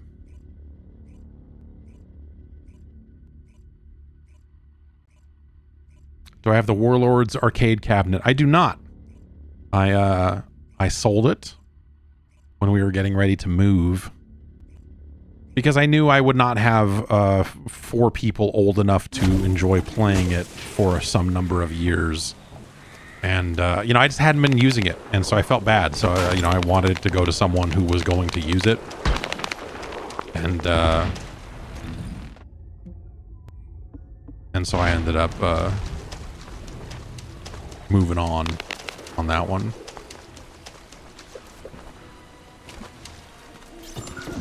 So this is the enemy's Kuiper storage. Jeremy mentioned Kuiper as well. Glenn Kuiper, Dwayne Kuiper. Destroy the vault and break down the Kuiper. We'll be able to identify the key characteristics of the Kuiper composition using the remaining particles and debris. For this one, I have to stand in this circle for 15 seconds, and then I also have to do it 7 times.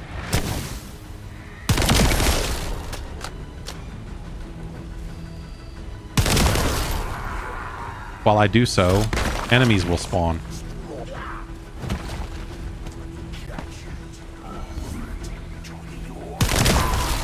But since this is normal difficulty, and I'm powerful, it doesn't matter.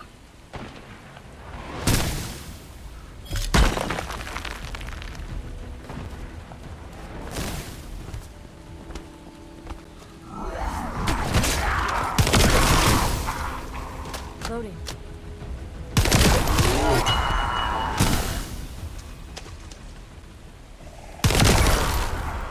It's a little framey.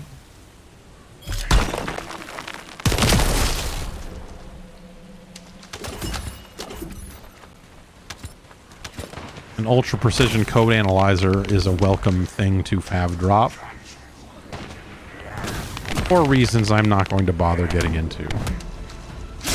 Suffice to say, it's a key that opens a lock that you need to get some other shit. Because that's what this game needed, was more shit.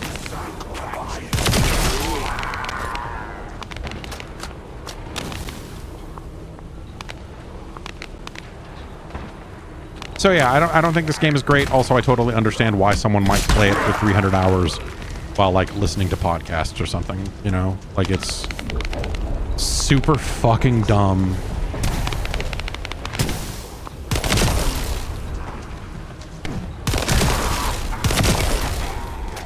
It is this exceptionally mindless game.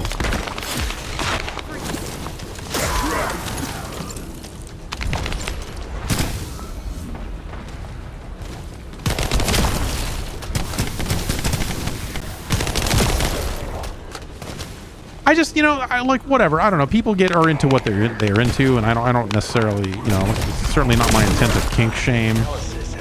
I just think there's a certain thing of like, especially when people say that they like this game. Why isn't the lady in this game sexy?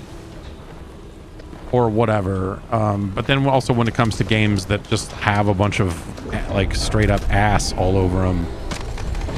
Like, I don't know, man. Like, there's so much, there's so many different ways to see video. Like, it's hard to avoid it at times. There's so much pornography everywhere you turn, and you have infinite access to it.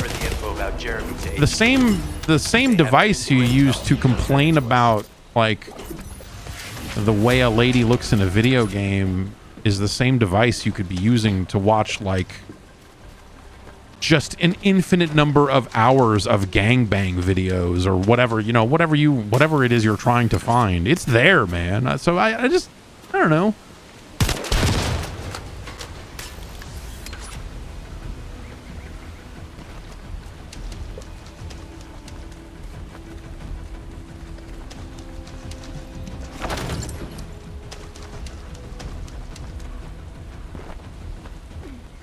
Yeah, we've been storing it for decades. Exactly. We've been building repositories of a hardcore ass for decades for future generations to enjoy. And yet, I didn't even look to see if that item I was looking for fucking dropped. We should check.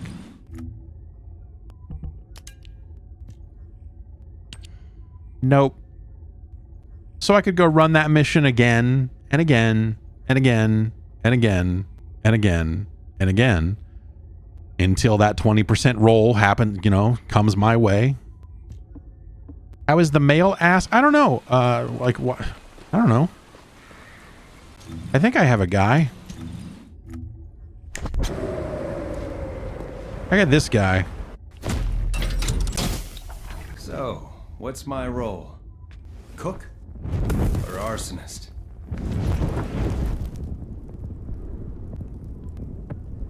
Hangman Adam Page is here to say.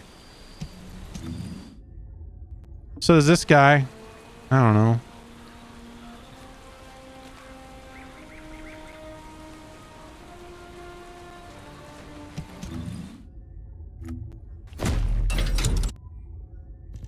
I guess the short version of that conversation is like, people are fucking weird, man. I don't know. Some people are just fucking weird about video games. People have been weird about video games forever, and why would they stop now? But like, Jesus Christ, man.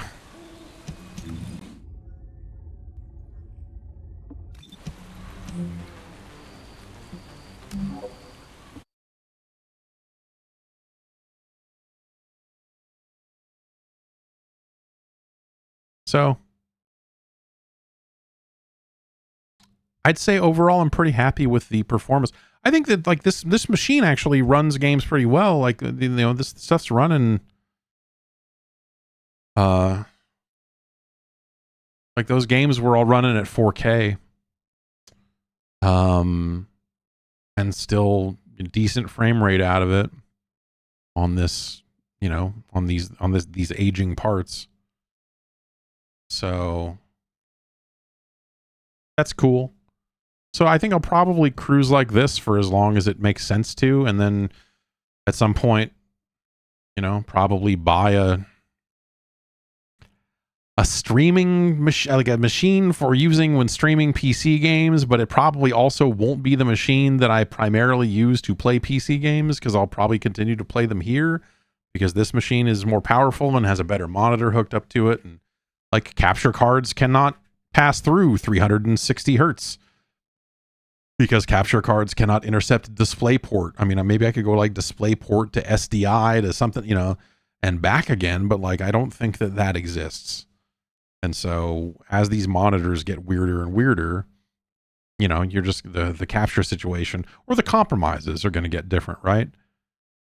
Like I'll have to turn all the settings down on this machine and then turn them all back up and do this. Like it is less hassle in a lot of ways to have a separate PC for playing the games on.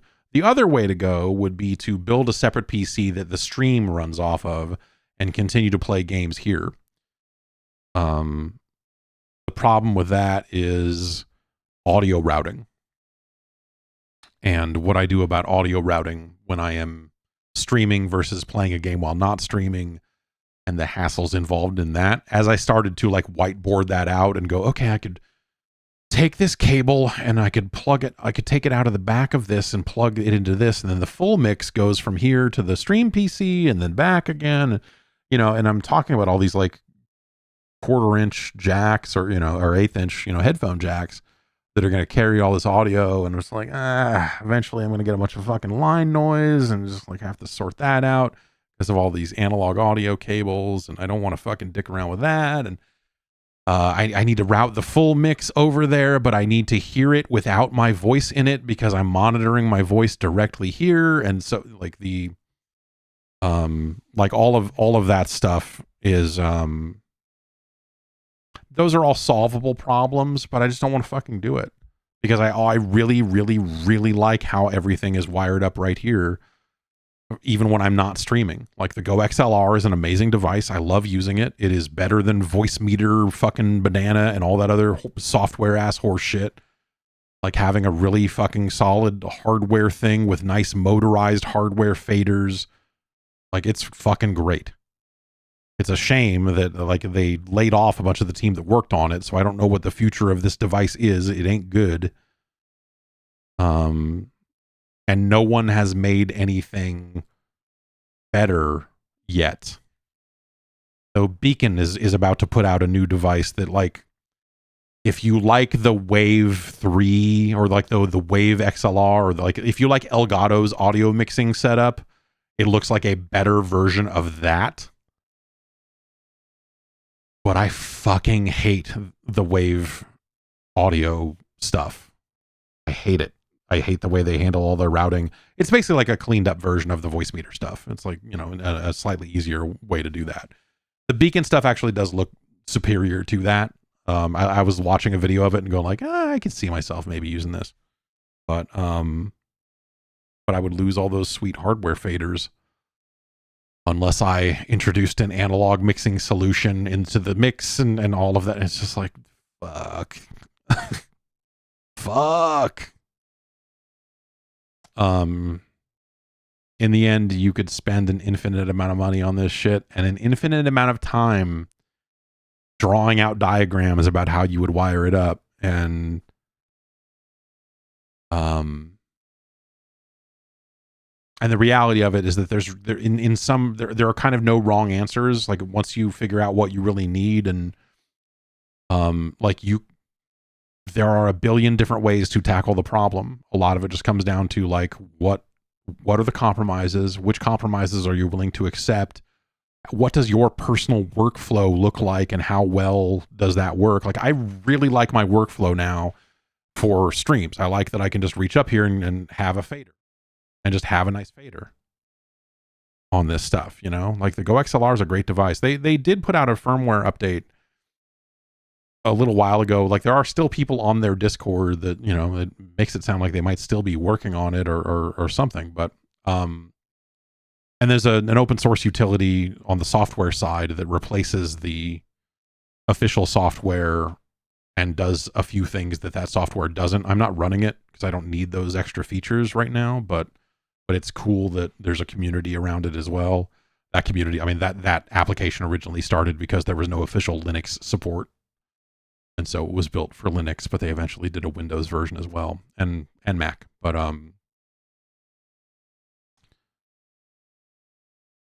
yeah, it's some of it's fun. I don't know. Some of this gear stuff is a lot of fun to fuck around with, but only when you're making progress. Much like the first Ascendant, if you're making or Warframe, if you feel like you're constantly making progress, then you go like, okay, this is still cool. But you have one too many nights where you just bang your head against some bullshit and just come away from it going like, I don't even know what the fuck I did. I was just like 5 hours gone. And it makes you crazy. The capture setup, the which I finally solved today, I think. But the matrix switcher I was using to hook multiple devices up to the capture card was very unreliable, but I think I solved that problem. I hope. And so if nothing else, that got done today, and holy shit, that is a load off that has been weeks, if not months, of me being extremely angry about the stupid box I've got over here full of HDMI cables with 9 different cables plugged into it. It's 6. It's only 6 HDMI cables. It's not 9. But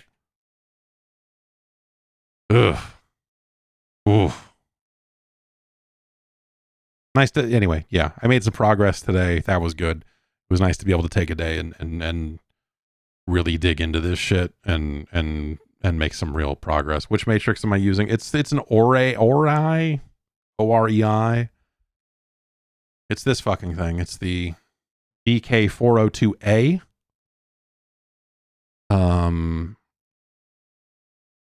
And it's pretty good, but it does not defeat HDCP.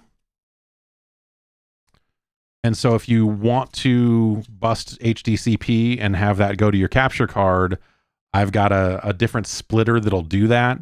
When I had that splitter hooked up, it seemed like that was causing some of my handshaking issues or connection issues or whatever. But now that I've solved this other stuff, I might try to get it back in line and see if it works. I figure eventually our friends at EasyCoo will make a device that busts the HDCP off of it and is a 4x2 matrix.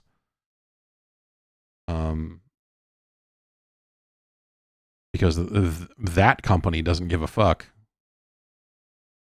I don't know. It's one of those situations where it's like all the boxes look the same and they're all like different brands on them and all a bunch of nonsense names on their Amazon storefronts because it's all just a fucking bunch of random Chinese shit.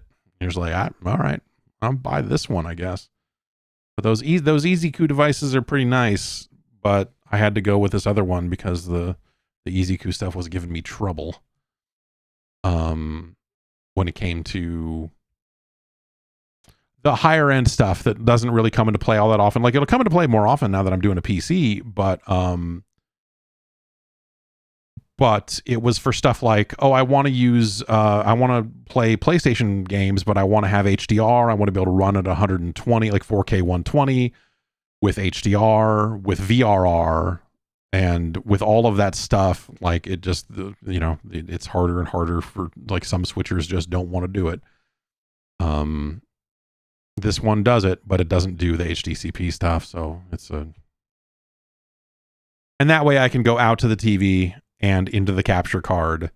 The capture card has a pass-through, but the pass-through comes out to this monitor in front of me so that I can switch it over to that input and play while looking at this webcam instead of having to turn and face the TV. Easy, right? Everyone's stream setup, I find, like it's why it's so hard to get advice in this space.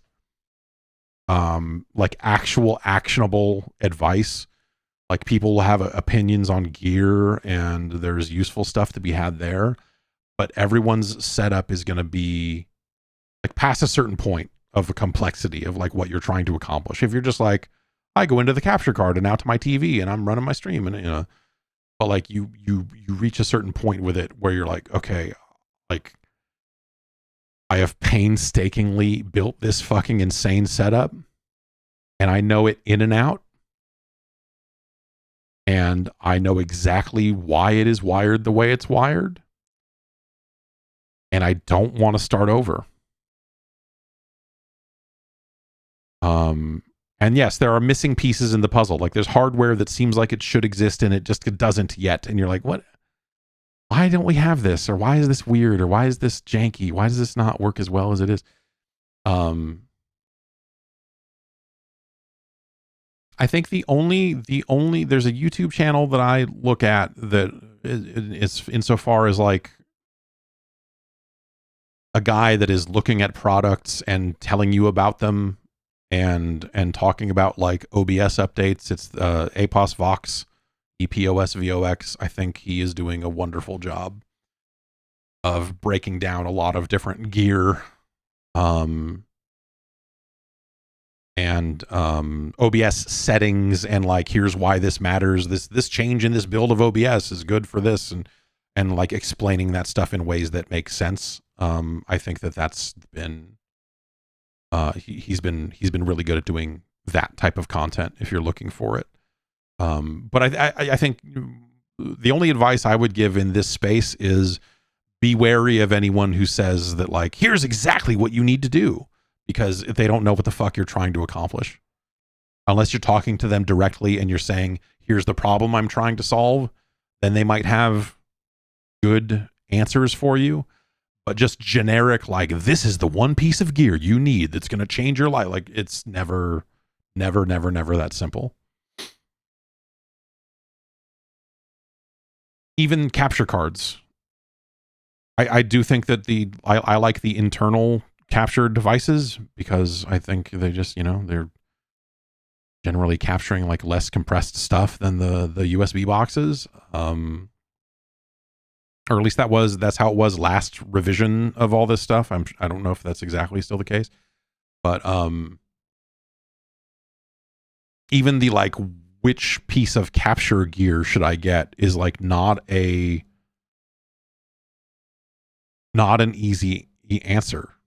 Flompa Swampa says the journalistic integrity of most people who post stuff nowadays is to the point where if anybody tells me this is the best way to set up a thing, I'm just assuming they're getting paid to say it.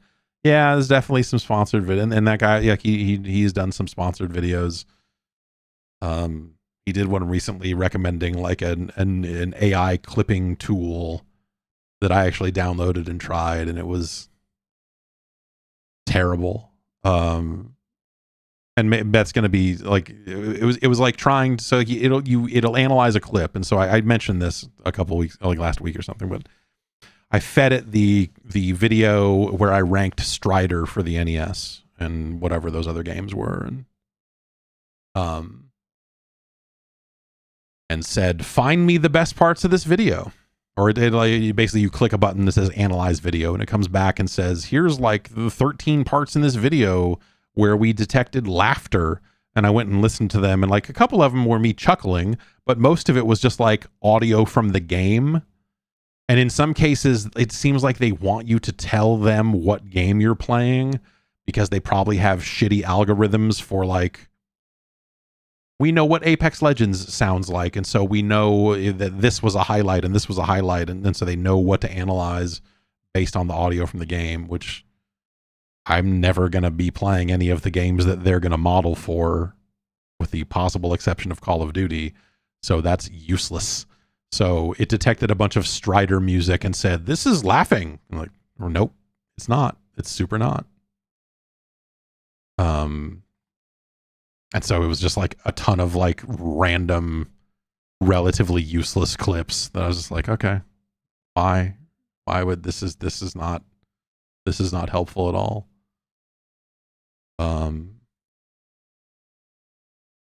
Maybe I need to help them train more models. I mean, you know, I wouldn't want to, I know there's someone out there that has streamed a lot of Mr. Do that probably if you analyzed those streams, you would probably be able to build a model for Mr. Do and all the highlights therein.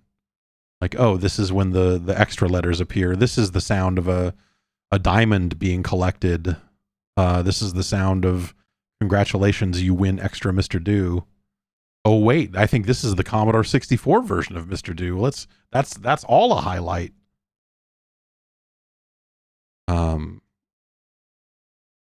Those tools are real silly. I don't know, man. Like it's the auto clipping, like we're gonna make clips for social media automatically, and like,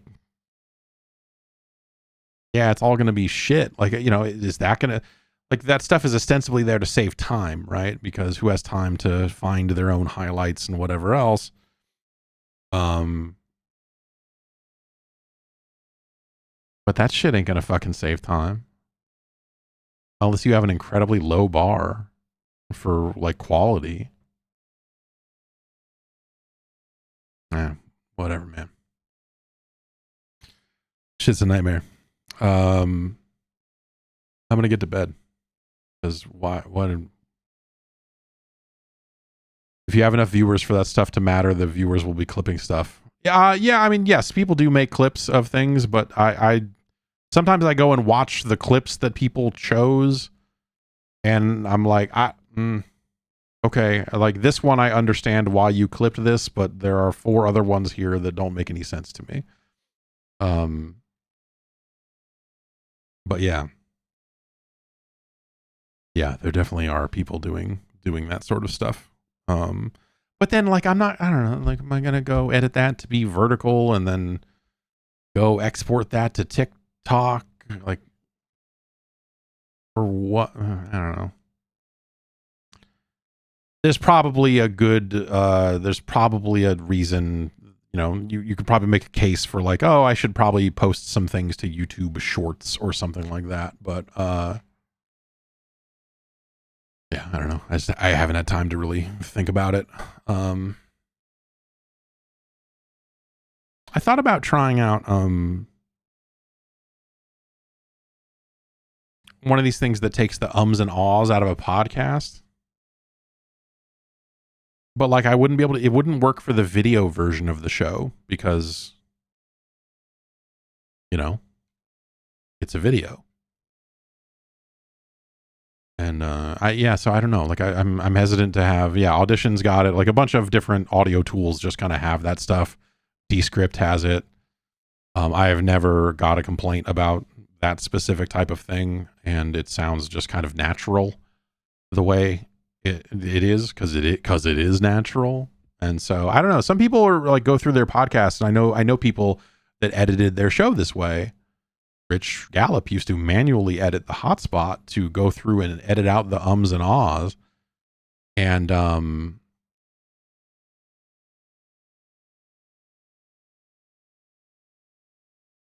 it just seems weird.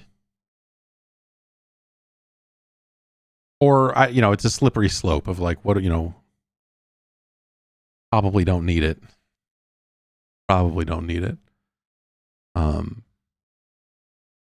But whatever. I'm going to go. It's 11 o'clock. I'll be back in the morning. We'll do some 8-bit Nintendo games. Some of the recommendations came in for this week.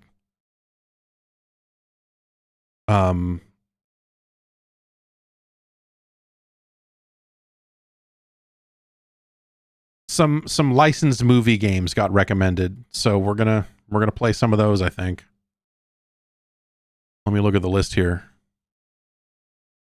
So barring any last minute changes, tomorrow we will look at, and we won't get to all of these, but this is the list as it stands: Amagon, Beetlejuice, Lethal Weapon, Alien 3, Silent Assault, Major League Baseball, Joust, and Greg Norman's Golf Power.